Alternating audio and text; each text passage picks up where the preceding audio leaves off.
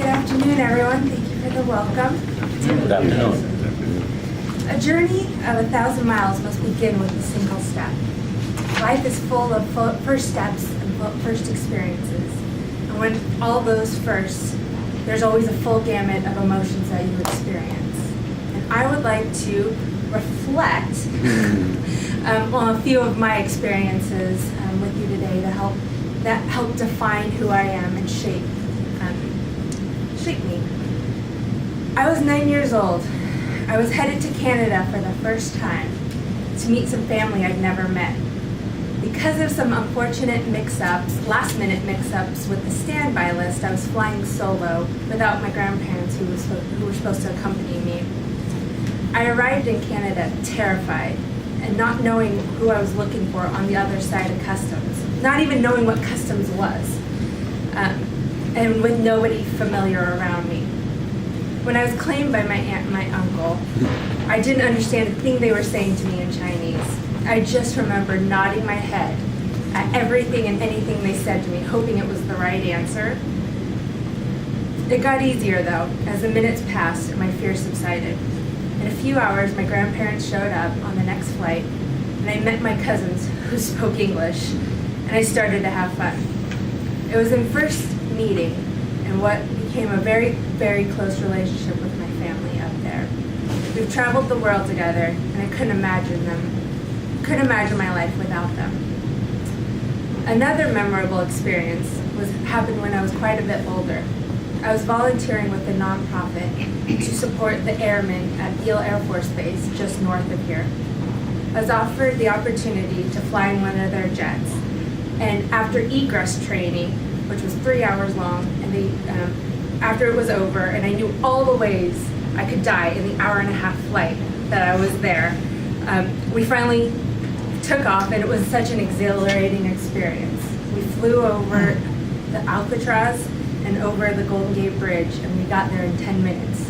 Forget traffic Bay Area. That's the way to go. And then we went up north to do a few plane acrobatics. I had the opportunity to fly the plane myself, and I imagined I was in Top Gun.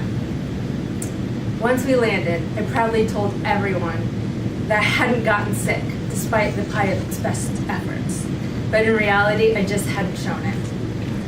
It was a moment in my life that I will never forget. It opened up the doors and allowed me to have opportunities to learn more about the Air Force and what they do, and tour other facilities such as the Pentagon and Cheyenne Mountain. The last first I want to talk to you about was a first step in disguise. I, along with thousands of others, thought it was a final step, but we were wrong. It was April 17th, 2013, and the Sacramento Kings had been on a losing streak since 2004. It was the last game of the season versus the LA Clippers, and the arena was packed and full of emotion, none of which had anything to do with the fact that we had just lost again and we weren't making the playoffs. But we were on the brink of losing our team. I remember sitting courtside. The crowd stayed far longer after the final buzzer. I remember sitting courtside, the tears streaming down everyone's faces, including mine. There was a feeling of hopelessness that there would never be another season of basketball in Sacramento. The crowd was convinced that the team would be sold and moved to Seattle. We had been through so many ups and downs through the past few months and the past few years that we didn't know what was up and what was down. I was heartbroken. I had met so many friends here, and it was like a surrogate family.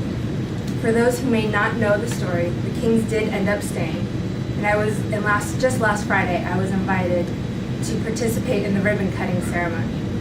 I stood up on the stage and listened to David Stern, who was the former commissioner, speak about how this was just the beginning for Sacramento and the Kings.